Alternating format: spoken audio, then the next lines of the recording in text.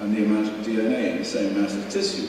But the situation is quite different for certain radionuclides which have chemical affinity with DNA. Now, the people who are in the radiation protection community do not seem to be chemists, and they do not seem to be biochemists, they seem to be physicists. And as far as they're concerned, the human body or the body of any animal consists of a bag of water into which they can dilute energy. They're not concerned about what's inside the water. So what we are concerned about is what is inside the water. We're concerned about the target for this effect, which is the DNA, and these are the DNA dimensions here. Next slide. Now, all radiation effects, even external radiation effects, as I said, are delivered as tracks of different lengths, depending upon the energy, depending upon the type of radiation. For photon radiation, the tracks are reasonably long, about 400 nanometers or more, 400 microns or more. But for internal radiation, it can vary depending upon the situation, depending upon the particular kind of radiation, depending upon the source of the radiation, and depending upon the radionuclide. So I eventually managed to do some mathematics which showed the ratio, that the probability of the DNA being hit by a track, in terms of the distance of the radionuclide that is decaying. And you can see that for any radionuclide in the cytoplasm, so reasonably far away, remember this is a 10 micron cell that I'm modeling here. So you have to get within about 50 nanometers before you start to see an increase in the probability of hitting the DNA. Next. So there are a number of ways in which you can get genetic enhancement from DNA ionization from internal exposures, and I won't have time to cover all of these today, but I have described them all in that paper that I put up earlier. One mechanism is, of course, DNA affinity. So if something is bound to the DNA physically or chemically, then it's sitting right on top of the DNA. So of course, if that decays, it has a very much higher probability of hitting the DNA than if it's somewhere far away from the DNA.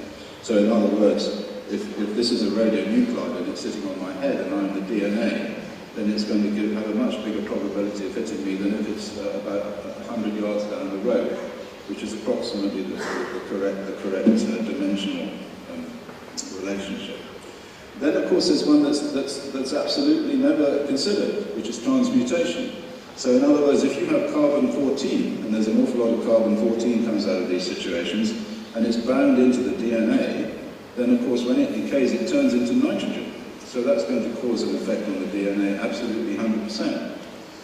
Then there's a secondary photoelectron effect, and this has to do with the absorption of gamma background by elements, which is proportional to the fifth power of the atomic number. So obviously if you have a very large element with a high atomic number like uranium, or platinum, or gold, or lead, you will get very much bigger focusing of the external gamma radiation into the body than you will if you just have water, which is how it's normally modeled. And of course, if that radionuclide is also bound to the DNA, which uranium does do, it binds very strongly to the DNA, then it's going to focus external background radiation into the DNA. And there are various other methods in which we can enhance radiation from the internal. I mean, one of them is these hot bottoms, which I just mentioned. Next slide.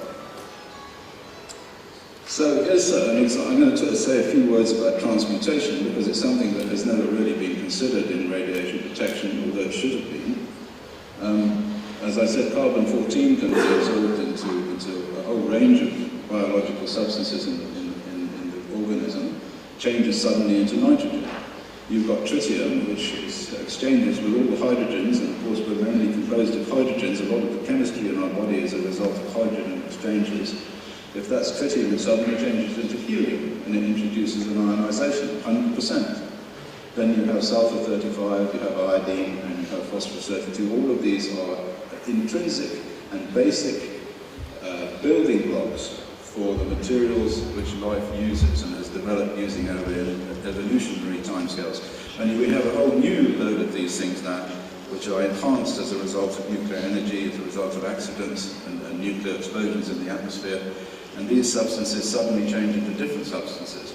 Well, that's not very good. In fact, Pauling originally was in Sakharov also in 1959, argued that as a result of the increasing carbon-14 in the atmosphere because of the weapons fallout, it would introduce an enormous amount of mutations into the human race, and probably he was right. Next slide. Now, this is not something that is magical or is unknown. A lot of work was done on transmutation in the 60s. I'll give you one example. Two Frenchmen, Appelgros and Latarjet, in 1962 published a fascinating paper where they incorporated carbon-14 into some bacteria. And then because carbon-14 has quite a weak activity, they left it in a refrigerator for a whole year. And then they compared it with the same amount of dose delivered externally, also by a carbon-14 suspension sort of placed next to it. And they found that there was 160 times efficiency, lethality, from the incorporated carbon-14 transmutation effect compared with the external radiation from the beta particles from the carbon-14. And this has been in the literature since 1962, but of course none of the radiation protection agencies have done anything about it, haven't incorporated it into radiation protection. Next slide. The secondary photoelectron effect, something that I have studied. This is from my student at the University of Ulster, Andreas Elsaesser, who has looked at the enhancement of background radiation by different elements. And what we have here on the left here is water. There we are. This is a sphere of water. You can't see it. And this is 100 times. We're bringing in 1,000 photons here. No, 10,000 photons. 100,000 photons. Sorry, 100,000 photons. So external radiation is coming into this water. And this is the number of little electron tracks that have been generated as a result of this. This is a computer program developed by CERN. And then this is gold. Of course, gold has a high atomic number, 72, so that's going to create more photoelectrons. And there's uranium on the right. Those are the photoelectrons from uranium. And the effect of that is going to mean that if you have an uranium particle of that size, this is a small size particle in your body, it's going to enhance the effect of the natural background radiation by producing all of these tracks very close to it. And of course, if it's bound to DNA, it's going to smash the DNA to pieces, which is why we find high levels of chromosome damage in uranium miners, and also in people that are exposed to uranium in battlefields. And very recently, as a result of a paper by Gusa Okano in America, in France, she found very high levels of cancer and heart attacks in uranium workers for Arriva. Next slide. And also, it's recently been discovered that most of the radiation effects, the cancers that were produced after Hiroshima, are associated with people who were exposed to the black rain. This is rain that fell after the bomb and contained uranium particles. There's a group in Japan at the moment working on this. And this includes people who were, of course, in the control group. So they were not inside the city at the time of the bomb, but they were just rained on by the fallout at a distances of 5 miles or more. Next slide. So this brings us back to where I began here. And it's a very important point, is that people who are studying radiation and people who are studying the studies of people who are studying radiation should not be concerned too much about the concept of dose, because you have to be very careful about whether it's external or internal dose. It does seem as if certain internal doses attract a hazard enhancement factor, if you like to see it like that, which is very large indeed.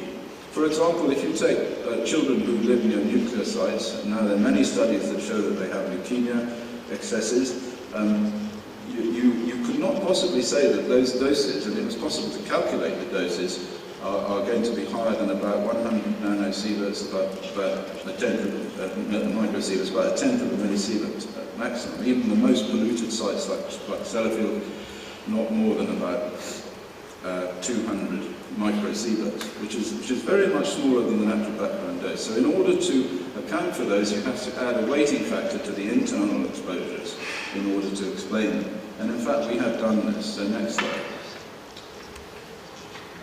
So I represent a group called the European Committee on Radiation Risk. Alexey helped me to start this way back in 1998. And it has a website here where you can download the latest recommendations. And if you want to know pretty accurately the consequences of any radiation exposure, you can use this model where we have a system of weighting factors for each radiation and radionuclide exposure. So, for instance, for strontium-90 as a result of its affinity to DNA and as a result of studies that we have made of strontium-90 effects following weapons fallout, we can put a weighting factor on it of about 300. So if you get 1 millisievert from strontium-90, then you multiply it by 300 and it becomes 300 millisieverts. Next slide, please.